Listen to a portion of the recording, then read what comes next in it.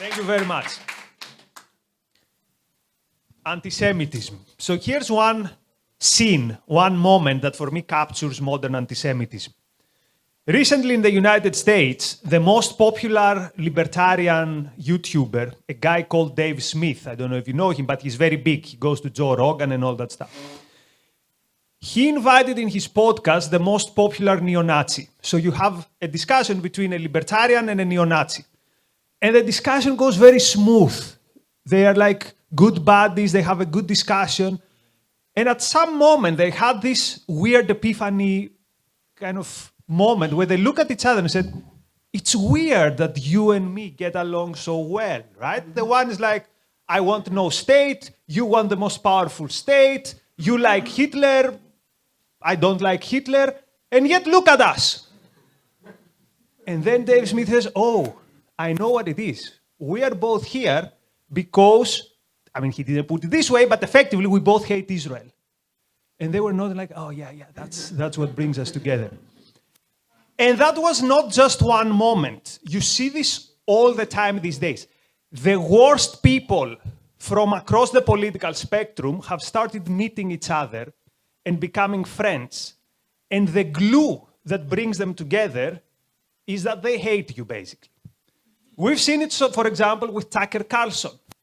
With Tucker Carlson, if you hate Israel and the Jews enough, no matter how crazy you are, no matter if you think that whatever you think, you are welcome in his company.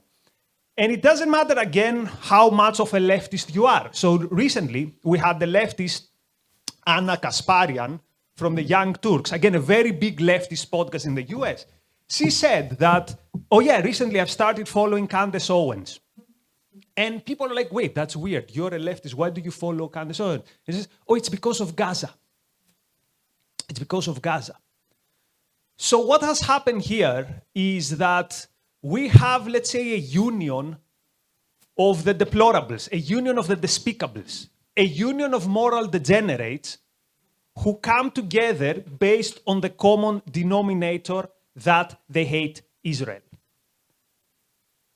So the question that I'm going to discuss with you today is why is anti-Semitism such a big thing, both on the left and on the right? And the other question is why now? Why have we seen this explosion of anti-Semitism in the last years? And I know the obvious answer is October 7, but it goes beyond that. So let's start with the easy case. So for me, understanding left-wing anti-Semitism, that's easy. So let's start with the easy one. Why does the left hate Israel so much? So let's start with the obvious one, right? They see you as a colonial outpost. They get, throughout their life, they get taught that every underdeveloped country today, there would be Hong Kong if it weren't for colonialism.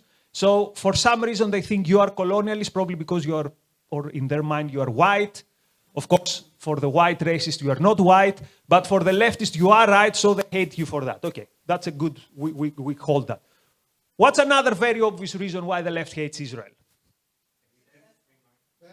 Let's go with the free market, right? So they see the skyscrapers, they call you the startup nation, so obviously you are capitalist, they hate you.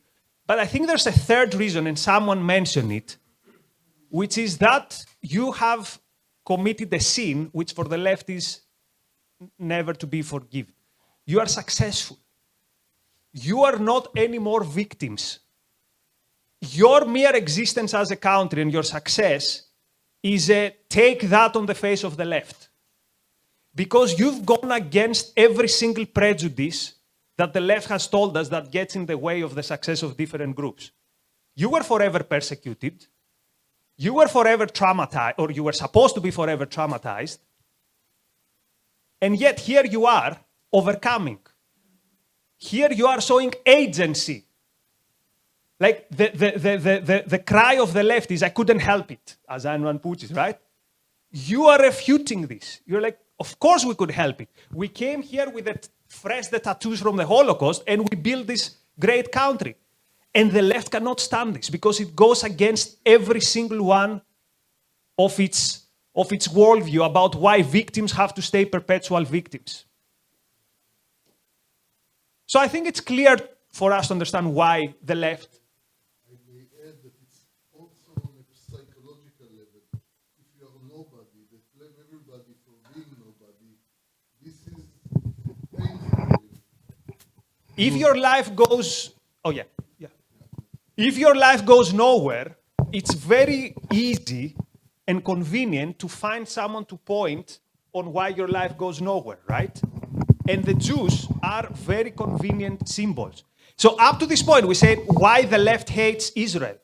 But what if we take it a step further? Why the left is, they will never openly admit it, but they are also suspicious with the figure of the Jew, like the archetypical figure of the Jew. And this started ages ago with Marx himself. So why is Marx, although he's of Jewish origin himself, why is Marx suspicious with the figure of the Jew? Trade. He associates them with the bourgeois. And what is the bourgeois? What is the characteristic of the bourgeois? Exploiting, that's what they tell themselves, but actually it's what you said, right? For the leftist, the Jew is self-interested.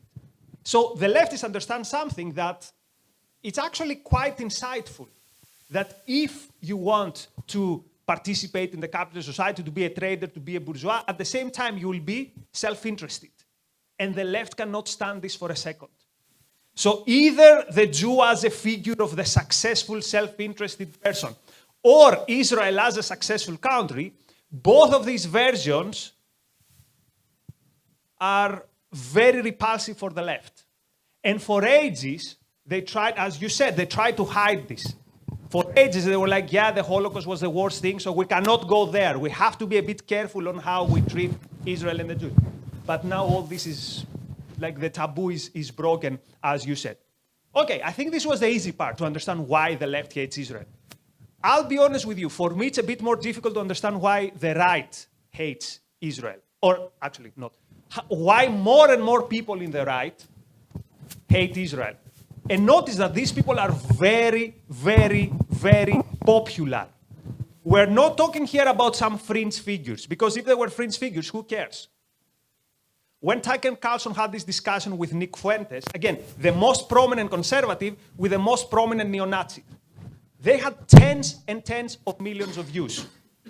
Whenever Nick Fuentes goes, he gets now millions of views. Again, the most prominent anti-Semite. And this should make us think that this is weird, right? Conservatives supposedly are about patriotism. They're about, I want to defend my country. I want to be manly, virile. Then they should love Israel. You are dynamic. You do not accept being victims. You love your country. And whenever you have to prove it, you take your rifle and you fight for your country. And then the right keeps being more and more hostile to you. So my question is, why? What is it in Israel or in the figure of the Jew that triggers so much the new right, the modern type of right? It's a sort of religious tribalism. Okay, so part of it is, what do you mean by tribalism? So now you throw something important on the table. Tell us a bit more. They want to go to the microphone. Or the microphone can go to you. Isn't this in the Bible? Or where is that? Someone, instead of going to the mountain goes to him. Oh, Muhammad, not the Bible. Well, they say there is my tribe, the Christians, and there is their tribe, the Jews.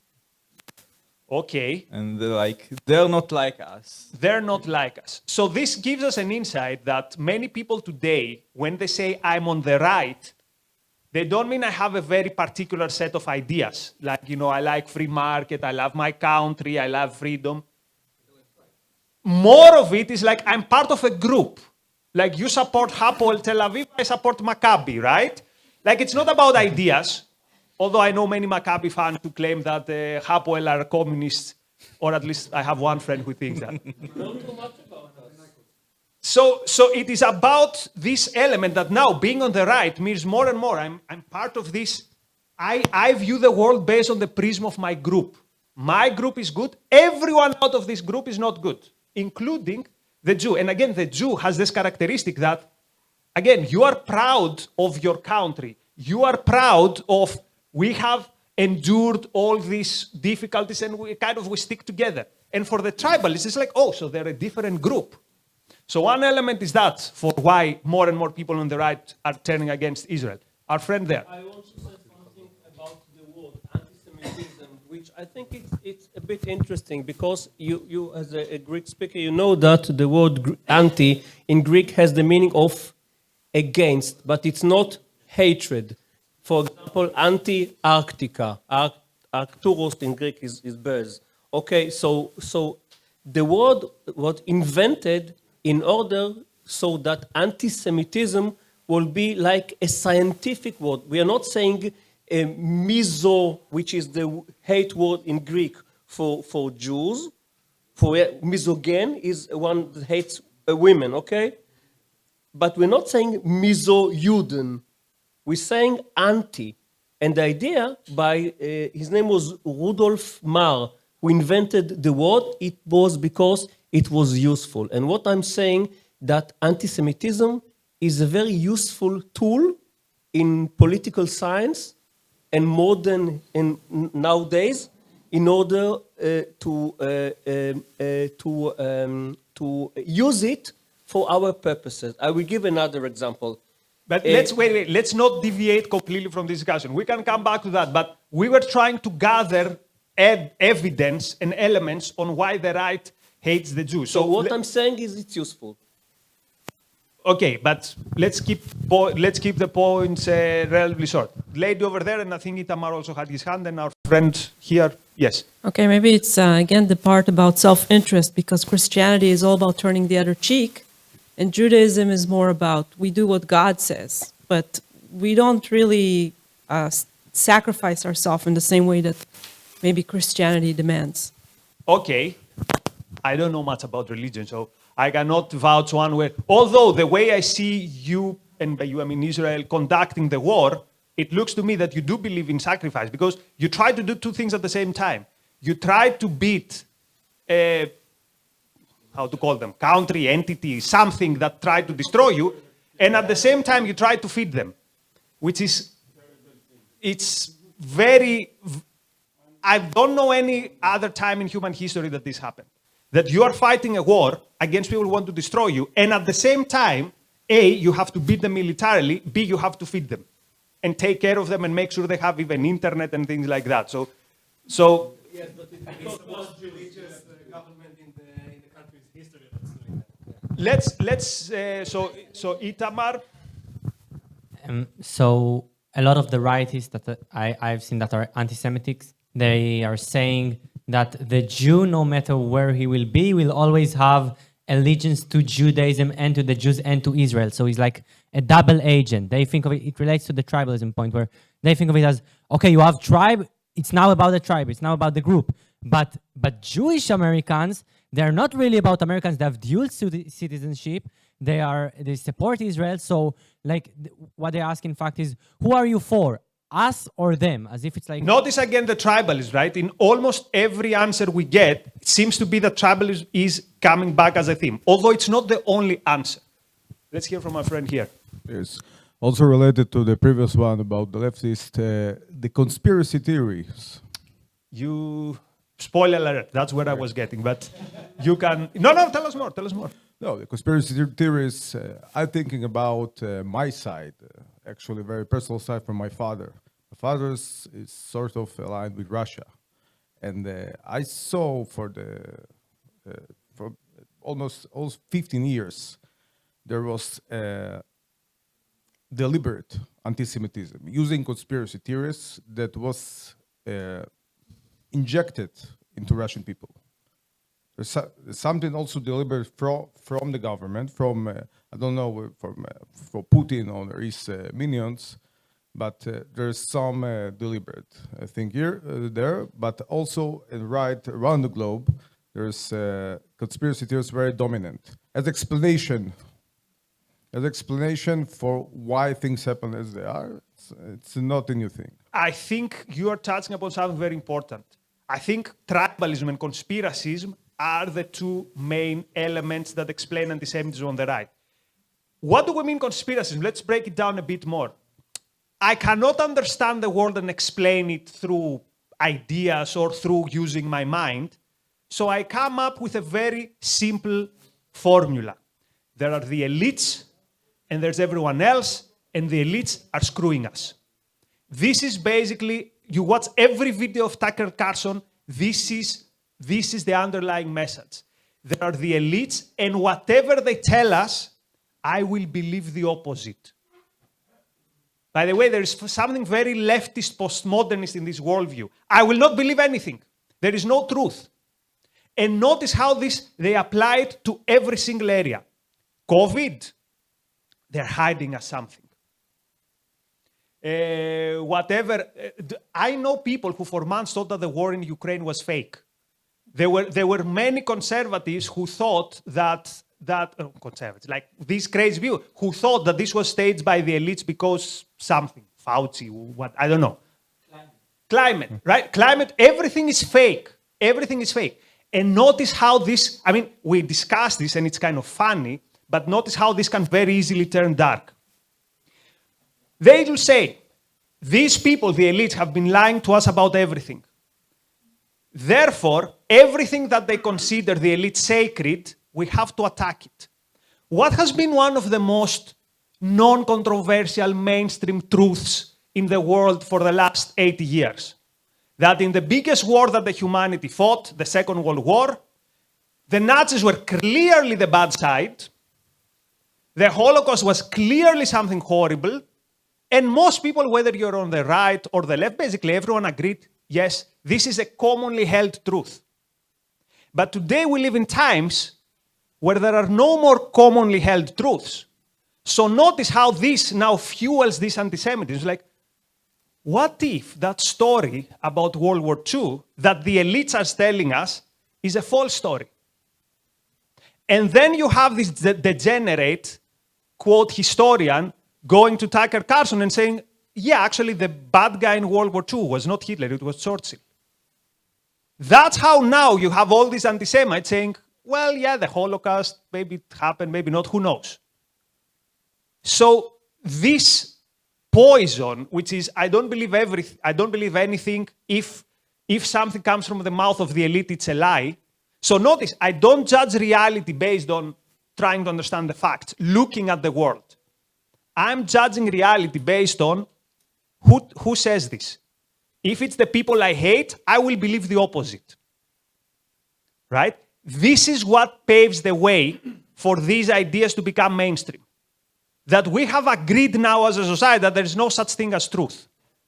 There is no such thing as fact versus fiction. So can you now see what is the common thread between tribalism and conspiracism? They have one common element. Can someone point it out? So we said the two main reasons for antisemitism is the tribalism and the conspiracies. But I think these two meet in one, they have a common root, which is what? It's anti-intellectualism. It's not thinking. It's. I'm 15 years old. Say it with simpler words. I'm not gonna. I'm not gonna have a explanation that is like in theory or with support or with reason. I'm just gonna accept either I'm gonna blank out on an explanation and say something like very like simple and childish, like those people are doing it, or I'm just gonna accept what my tribe thinks, and just it's us and them. It's like the other people, I blame them. I agree. There's an even simpler way to put it. So I'm looking for something even simpler than that, although what you say makes sense. I think our friend wanted to say something. I think I could make the case maybe for altruism. Wait before we go there. All right. You guys go to the difficult stuff. Basically, at the end of the day, it's something like this, right? It's failure at thinking. And that's the basic problem, both with tribalism and with contrarianism. It is, I don't think using my mind. And when you don't do this, two things happen. One, the world out there becomes chaos. But most importantly, this destroys you. Tribalism makes you stupid. Contrarianism makes you stupid. Like, I see Tucker Carlson and Candace Owens, And part of me hopes, I hope they get money from someone and they don't actually believe these things. I hope they're grifting. Because if they believe these things, like, what a waste of a life, what a waste of a, like, how pathetic it is. So it's, in a way, it's like a virus because it destroys your mind. But the problem is that after it destroys your mind, then you go on out there and you destroy. It leads you basically to I just want to destroy, I just want to tear down. Notice, they don't say I'm against the elites because the elites believe this and I believe something else. Now it's just, I hate the elite so much because, and I basically want to destroy. I want to tear down. I mean, why do conservatives stand with Russia? Can someone explain it to me? It can't be that they don't know that they are like higher in divorce, in HIV, in abortions, in all the things that they hate. So I think the only reason, for example, they stand with Russia is because they hate the idea that Ukraine is basically what they hoped they would be when they were young, that I will stand up for my country. I will actually take a positive step towards something. I stand for something. And now they realize that they don't stand for anything.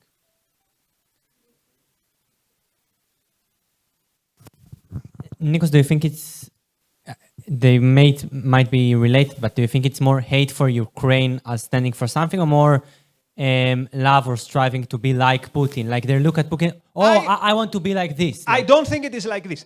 All communists were like this. All communists would actually die for Soviet Union. All communists would actually go and fight for Soviet Union. Do you think any of these people actually care about Russia? Like my mother, she was a communist, she could tell you every single member of the Politburo of Soviet Union. Like if you go to one of the Tucker Carlson viewers and tell him, can you name me one Russian city outside of Moscow? They will not know anything. So that's why I claim they don't care about Russia. They're just so fanatic in wanting to hate what the other side likes. So in their poor minds, like, oh, Biden likes Ukraine, we're with Russia. But that's not the same as what you said, that they hate Ukraine for being some kind of an ideal that they betrayed when they were young. But in my mind, these two go together because both are a denial to think. The proper would be, I want to evaluate the situation. Okay, I see some patriots who fight like lions, and I see some degenerate regime which imperialistically attacks the other country. Obviously, the patriot will sign with the side that is attacked. But instead of doing this, they just say, my side hates the guys who like Ukraine, therefore we will go with Russia. That's the only way I think. By the way, I haven't figured out how this formula applies to Israel and Gaza. If you can help me with that, I would appreciate it. Because notice here the mystery. The people they hate, the people the new right hates, i.e. the left, are with Gaza. Why doesn't contrarianism also operate there? I haven't figured this out. If someone can help me understand this, I would really appreciate it. And this is not like a rhetorical trick, like, oh, I figured it out, I just expect you to find it. I honestly haven't figured it out. I want to suggest something. So beneath the inability to think, if you think about the two faculties we have is either reason or emotion. And Rand talks about what emotionalism is. And if you think about what drives emotionalism is usually the negative emotions, or let's call it the protective emotions of fear and anxiety, which explains all of the conspiracy theorists. Because if you think about what those stories tell you, is there's something sneaky and dangerous happening. Those Jews have like this universal government who is behind the shadows, behind the curtain. Nobody knows it, and they're going to destroy us, and they're sucking all our money and our blood sometimes, and so on. So I think what's really going on is you see the people that I don't know if it's conscious or not, they're activating emotions of fear and anxiety in the public. Not only telling them not to think and to only emote, but are fueling the emotion with emotions of fear and anxiety that someone's out to get us. And I think that it goes very, very deep into the erratic responses, because you are trying to connect rationally. if you believe this, then why do you believe that? And I think it breaks. There's no explanation why do you believe that and the opposite of it, because I'm emoting. I'm like a child, right? You see what I mean? I see what you mean, and I'm grasping it. Okay, so let's try to recuperate this. Okay, so Aaron was talking about, or maybe it was the thing we were talking in the morning, I don't remember where he said that, how do we survive by thinking and knowing, right? If I don't think properly, the lions will eat me. If you're a tribalist, which means if you don't think properly, now suddenly this world doesn't make sense. A world that does not make sense is a scary world. Have you gone to the Luna Park, to these rooms with many mirrors, and you don't know where you are, and you open a door and it's like nothing? For the tribalists, this is basically the universe. For the tribalists, the universe is a very scary place. Why? Because he has one instrument to navigate this place, his mind, and he has thrown it to the bin. So for the tribalist, this world is freakingly scary. How can you make it a bit safer? If you're in a scary ghost house, you want to cling with your friend. You want to cling with your friends, right? But here's the thing. Your friends are also tribalists. So your friends are also blind. So what happens is the blind is with the blind and they go like that. So maybe that's why you're right. One person goes this direction, the other person drags you to that direction, and basically you're going nowhere. So you think you have the safety of the group, but it's the blind leading the blind. In the Byzantine history, there was this story where this emperor blinded every Bulgarian from an opposing army and left one person with one eye to guide them back home. Here, you don't even have that person. It's like everyone is blind. So I think what Tal said, I think this unlocks it. They are basically freaked out with reality, and they're like, you know how some people are stuck in an elevator and then you push all buttons when you start panicking? I think that's where they are. They are pressing every button. Russia, I hate Zelensky, Fauci, Israel. And yes, it can make sense. You asked about Israel. I want to share this with the Israelis, because last time I was here, I was freaked out by it. And with this visit, I was like, will I see more signs of hostages when I visit Israel? I was really curious. So I opened my window this morning, and right in front of me is like either the hostages come back or we lost the war. And it's still up there on this skyscraper. And I think what's happening in Israel, you see the same emotionalism in Israel, but on the left. Here's my theory. The left in Israel got such a smack on the face with October 7th, right? Their whole worldview was shattered. Literally, right in front of their face. So what do? You go back home as a left-leaning Israeli, and you say, reality just proved me wrong. Everything that. So what do I have to cling to? So they have to cling to something, right? They have to emote. So they emoted around the hostages. The hostages are the pillar around which all the emotionalists in Israel have gathered around to say, now we don't care about anything because we're children. We need to emote about something. We'll take the hostages. And the hostages are now the most important thing in the world. Why? Because we decided. Now they have a problem. The hostages are back. So who do they go after? So you see, there's almost like an error. Now they're going after Bibi. I don't know if you noticed. I'm looking at Israel from the outside. I see it like a telenovela. It's like my mother, that was a Bibi supporter, is now an anti-Bibi. Why? Because she followed the left's narrative, and it's so emotional, and she's an emotional woman. So she transformed. All she cared about are the hostages, and now all she cares about is that Bibi will come out, will lose the election. So I think what I'm seeing is not the need to explain politically what's going on. Just follow the child. The child is losing their story, so they make up a new story. And the story that they're making up now is the opposite of what they believed yesterday, but who cares? It's all emotionalism. So I still see the yellow stuff. It drives me crazy, right? So for me, it's all emotionalism. And Israel is suffering I have from a different view on the yellow sign. but I don't want to steal thunder from my talk tomorrow, so I'm going to talk tomorrow about it. Who was next? The gentleman. Yeah, I just want to mention that the left keeps telling us, people from the right, that if we do the right thing, we will not be hated by others. Oh, yeah. It's related to anti-Semitism because they say we are hated because we're not doing the right thing. No, but the Everyone here knows what It's the oversimplification of a child trying to see that every problem has a very simple solution, right? And that's, if you think about the left, it's always all of those problems. If you did this, it will be solved, right? The problem is that people from the right understand that eventually it's a trade-off what you do. It's like planning an airplane. It's a trade-off between all kinds of different stuff. Also politics, also the way we walk in Gaza. But they feel that there is one way, which is the right way, and if we're not following the right way, then we're doing wrong. Yeah. And if we do the right thing, then we will be loved by others, and all the problems will be solved. As you said, it's like the way that the child. there is one thing. Very mature. There is one thing that Jewish people do and get affection from the world, and it is to die.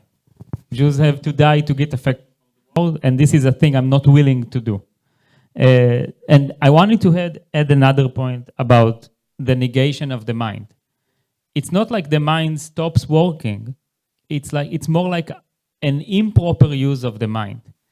It's like, okay, so a rational human being will use his mind to observe reality, connect all the dots, think of everything he knows, try to reach a better conclusion. And the emotionalist, the tribalist, the conspiracy theorist will use his mind to justify his emotions, to justify his insecurity, his frustration. He's used his mind to rationalize, to give excuses to the insane ideas he accepts from his tribe or the anti-ideas from the people he hates. It sounds, don't quote me on this metaphor, I'm just coming up with it. So it's basically, if your mind works in the proper way, it's like you have a proper compass, but you have to have some form of compass. So they come up with some way of navigation that they think makes sense, which at the end of the day, though, can lead them to any direction. Anyway, You said something to someone who said altruism. I'll come back to it. How do you relate that to altruism as the core moral code that actually drives the fanatics on the right and the fanatics on the left? well, again, with the fanatics of the left, very, very simple, right? It's that your job is to be weak. Your job is to be victims. Your job is to be not canon folders, but TUSA folders. Now, how does this translate with the right? So, because they can't even come up with a very, very of their own something original, they just use the same trope with the left at the end of the day. They were saying children are dying in Gaza. That's what Dave Smith would say every time. Tucker Carlson would just say, children are dying in Gaza. And the key moment came when someone pushed, what's the name of this black guy who is good? No, the other one. Who had the Dave Smith. Anyway, a very clever commentator. Coleman Hughes. Oh, that's what he said. Sorry. He pushed a bit one of these guys and said, tell me, what would you do if you were Israel? Tell me what you do if you were Israel. Tell me what you do if you were Israel. And you know what was the last line of defense of the guy? He said, well, okay, maybe more IDF soldiers would die.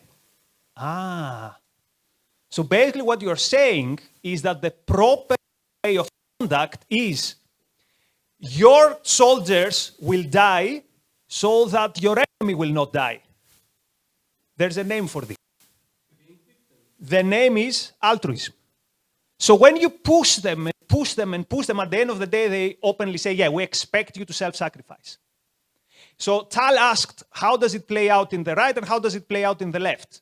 And momentarily, like, oh, wait, I haven't got an answer. But at the end of the day, it's exactly the same mechanism.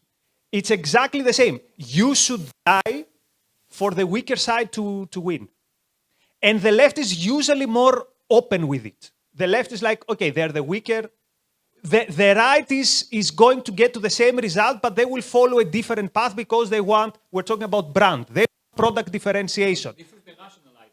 This is the rationalizing. They cannot have exactly, and the tribals, they cannot have exactly the same argument, but because they have the same starting principles, they reach the same destination. They both have a broken map, and the broken map leads them to the precipice. Except the problem is that it's not only them who are going to fall on the precipice, they're asking you to follow them on the precipice. They want you to be the mice in the lab. Like, let's see how let's try altruism in a war scale, right? Let's try, like, I've heard arguments, why do you guys have the Iron Dome? It's unfair.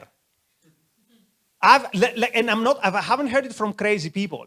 There are articles in The Guardian claiming that the Iron Dome is unfair because it makes you stronger and it makes them weaker. Aaron wanted to say something, I think. And then, let's start with our friend over here who has the mic, and then we're going to get to Aaron. Just another point about the possible causes of the right to hate Israel. Just another example of the negation of the mind. I think, I'm not too familiar with it, but it sounds to me that anti-Semitism is going on for millennia. And I think it's generational. You heard it from your parents, all kinds of things, subconscious things about how the Jews are to blame for this and for that. And you echo it. You just people echoing what they heard as children. Probably it's true, some God-given reason. And it's somewhere in the mix, I believe. Yeah, my first contact with anti-Semitism was when I was 9, when I heard in the bakery the Jews put our Jesus Christ on the cross. And I was very angry with you guys. Like, who would want to put Jesus? But notice, as Tal said earlier, right? This makes sense for a kid, for a 9-year-old kid. It shouldn't be making sense for an adult. We're going to get to Aaron, then I want to finish on something slightly more positive, which I just came up with. Okay, so is there any chance we can find some silver lining in it? So I said, I hope you agree, that anti-Semitism today is this union of despicable, deplorables, degenerates, everything that starts with D. But this has also created a reaction, a healthy reaction to some good people. Good people from the center left, let's say, they're like, wait, this is my group? These crazies am I in the same team with these people? And this same thing happens these days on the right or on conservatives. They look at the Tucker Carlson and the Nick Fuentes and their think tanks, and they say, am I on the same team with these people? So they realize that they need a new alliance. And this new alliance is with zero intellectual guidance. There's a fertile ground out there. In the same way that the peak of anti-Semitism in the 20th century created this monument of civilization that is Israel, what if also this wave of anti-Semitism creates a similar monument, but this time an intellectual alliance? So imagine, right? Again, don't quote me on this. I'm just thinking out loud. Imagine some Harris, imagine good people from the right coming together and trying to figure out the things that we believed, things like altruism, things like, you don't have free will, things like, religion is the guide. They led us to this crazy world of the Tucker Carlsons and the Candace Owenses and of all the professors siding with Gaza. And what if they say there has to be another way? And what if we provide the map that explains this craziness out here? I'm just thinking out loud here that I think there might be an opportunity here. Because we talk about the union of deplorables. What if we create the union of the virtues and we intellectually lead it? Like, can you name many better voices in defending Israel than, let's say, Yaron Brook or Elan Journo or the Ayn Rand Institute? What if we become this vanguard? So that's the silver lining that I can see here. The degeneracy of tribalism is there for everyone to see. And people are starving for something different. Like if Jewish wishes are powerful, I'm going to live 1,000 years with all the messages I've got from Israelis. Like I love this. But I also see that then these people become more, in a good way, susceptible to the rest of the message that we try to bring on the table. Anyway, I don't even know where I'm going with that. I'm just thinking there is a silver lining somewhere there. So if someone wants to take it from here to, yes.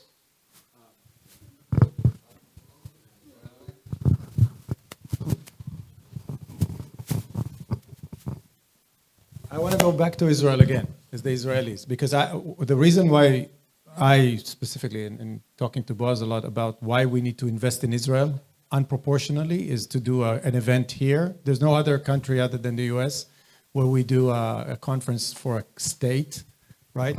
Is because I think Israel is at the forefront of a civilizational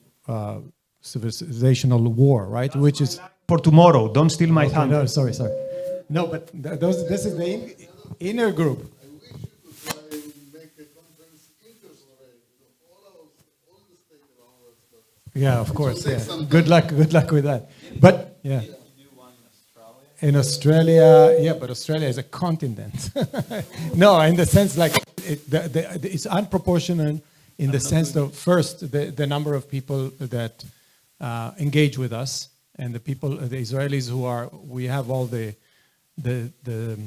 data about how many Israelis are visiting our website and so on. I want to go back to the Israelis in the sense of it's really interesting to see what happens to the people who are at the front of this civilization war and the pressure that they are at trying to get things right because reality is staring them in the face. And so I'm interested to hear other people's views on what's happening to Israel when October 7th happened. What happened to the common person saying, wait a second, left, right, up, down, what's going on? Somebody's trying to kill me, right? So first you unite. You arm, you kind of gather yourselves. Like first, let's not get killed. So everybody's like rah rah, IDF rah rah, and everybody unites about how amazing our kids are, right? And you see the IDF is amazing, our soldiers are amazing, everybody unites, and then the left goes and starts the hostages issue. And Benjamin Netanyahu being the, schizophrenic he is, and it's like does a good thing and then a bad thing and then a good thing and then a bad thing. But what I still don't get, and because I don't live in Israel anymore, is what's going on to the people who are at the forefront, are the recipients of all that hate from everywhere. You would expect that country to be at least better because it's under such a pressure cooker, right? And the reality is staring you in the face, and you are about to die if you make a wrong move. You could be wiped out. It's not America. It's not Europe, right? It's not Australia. So the question is philosophically, what's happening in Israel, and if there is an opportunity in Israel that doesn't exist anywhere else. That's the Israelis. That's what I was just about to say. I'll leave the Israelis' hands. I have a point on this. Philosophically, there is a phenomenon Ayn Rand describes called sanction of the victim. The motive is altruism, and it basically shows like when you are a victim being robbed, looted, used, you have a tendency, an altruistic tendency to give moral support and moral approval to the evil that's attacking you. So it's, of course, in Atlas Shrugged, how the victims, the entrepreneurs and the scientists, they give moral sanction to the government robbing them, for example. And I think a phenomenon that existed until October 7th is most Israelis gave moral sanction to the Palestinians. More than before October 7th? No, until October 7th, they gave more. Yeah. So they were like, okay, it's our fault.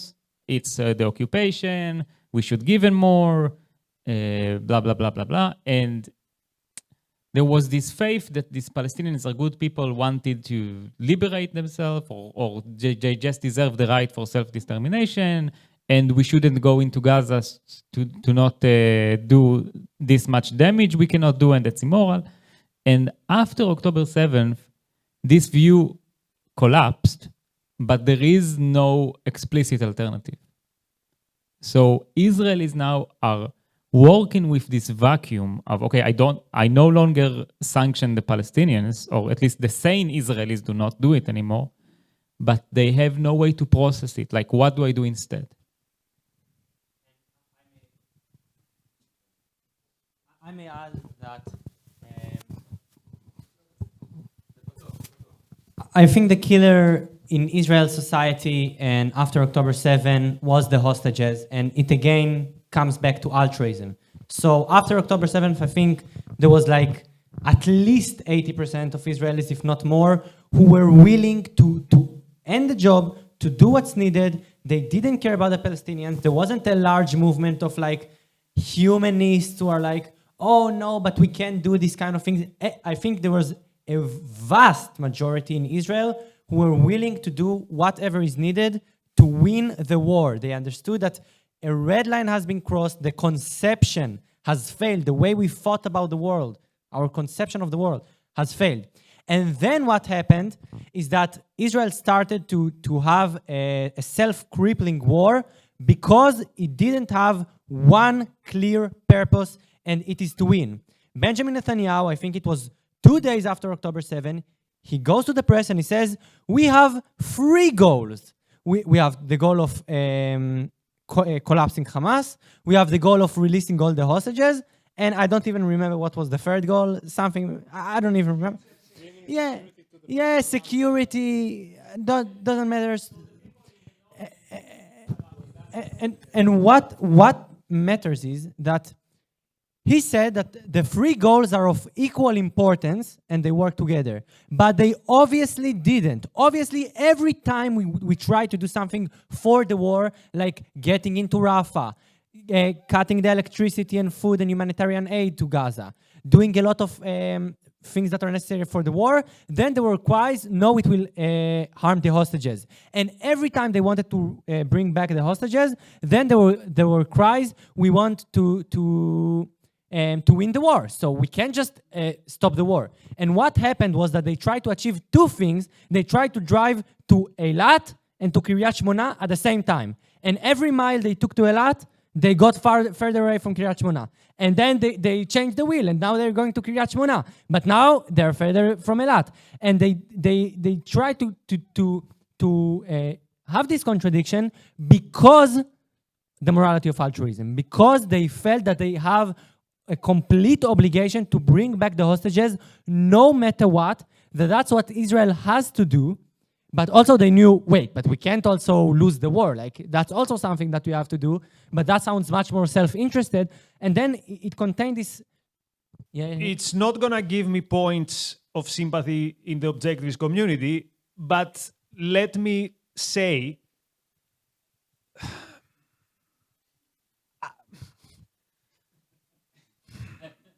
Forget about how bad your PR was. Like, the hostages thing was so powerful as an emotion. No. Like, wait. I would never say sacrifice a strategic vision for the hostages, right? I would never say this. At the same time, the fact that that this uniting under the hostages coming back, and also this image that portrayed to like, I fell in love with Israel when I read the Operation Edebe. Like, Yoni Netanyahu was, for me, like a real-life John Galt. I was actually in tears when Noah was released. So I get it, but there's no way, and there shouldn't be a way, that you should tell 10 million people here and to the whole world, the hostages is not something that we should all lose sleep about. So I understand what you're saying. It should never conflict. It should never conflict with the strategic vision. But I am very much in favor of the yellow thing. It's the only form of virtue signaling, which is actually virtuous. So I want to just say for a second that we are also dealing here with Anyway, I'm going to say more on I that. think I I'd know like- what's the point you're getting to. Can you stop a moment? Give me just to give my note about it. Okay? Yeah. I just want to, Tal asked me to give my opinion about the subject, so I'd like to push it, squeeze it in before we'll end the session. Basically, the 7th of October was a wake-up call, and I would say a smack to the face. Some call it a flare that come up, you know. And everybody seems to be everybody saw what everybody else stand for. And I think that the Overton window in Israel moved, shifted radically. And I had a constant discussion with Yaron on our broadcast and say, no, Israel is going to pursue this war in different way than in the past. And we did. It's true. Some part of it looked like a tiresome tango. 2 steps here, 1 step back. But the step had a meaning. As Nikos said, it was unifying moment. And sometimes you need to take a pause, unify your troop, and then move forward. And this is what happened here. Because basically, as we said before, the left in Israel take every excuse that could unite everybody. It could be the flag in the demonstration. It could be the Declaration of Independence. It could be any symbol that everybody agree about and harness it to their purpose. And one of the things that Netanyahu achieved is actually taking the rug underneath their feet. And in a way, unified more people around the purpose of following, winning the war. Now, there is still, this is an argument that still need to be proved. But I assumed in the beginning that there will be attack on Iran, and there was. And that we can kill Nasrallah, and he was killed. And a major shift took place in the method in which Israel conducting the war, preventing terrorism, not caving to it or trying to push it back. You know, when I'm driving to Sderot and there is a security wall, people wrote on it, another wall, did you go on mad? Or some.